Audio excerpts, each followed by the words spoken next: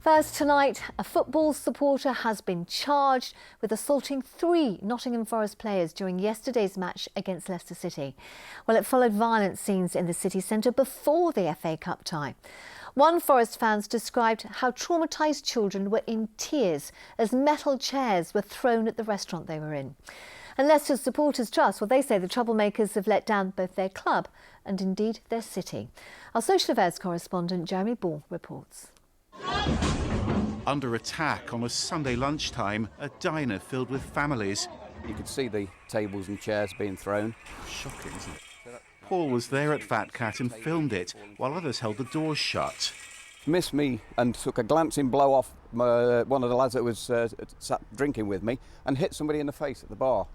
Then chaos. People must have been very frightened by what was happening. Extremely frightened. And there was 2 young lads, probably 7, 8 years old, just ended up crying because they were absolutely frightened to death of what was going off. It was really traumatic and frightening for them. Wow. 3 hours later, there was trouble outside this pub a short distance away.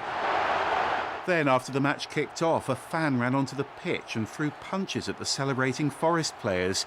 In a statement, Leicester City's apologised for what it's described as appalling behaviour. The club says the man involved will now be banned from Leicester matches for life. We do our best to reflect the fans of Leicester as well-behaved, respectful people. And these are just basically let down the whole club and everybody who has any association with Leicester City and the city of Leicester.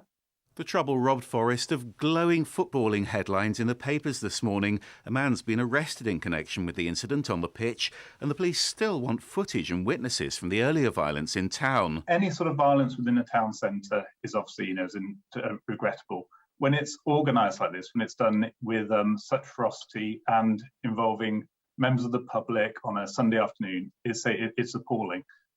We had windows damaged, we had chairs thrown at them. We had a good policing operation, an effective response. But this sporadic instance of disorder, we now investigate it post-event and we'll look to bring charges against all those involved. They've already repaired most of the damage here, and police say the supporters who caused so much trouble were only a tiny minority. But it's a stark reminder of football violence that used to be so routine, and a reminder that the authorities need to keep their eyes on the ball too. Jeremy Ball, BBC East Midlands Today, Nottingham.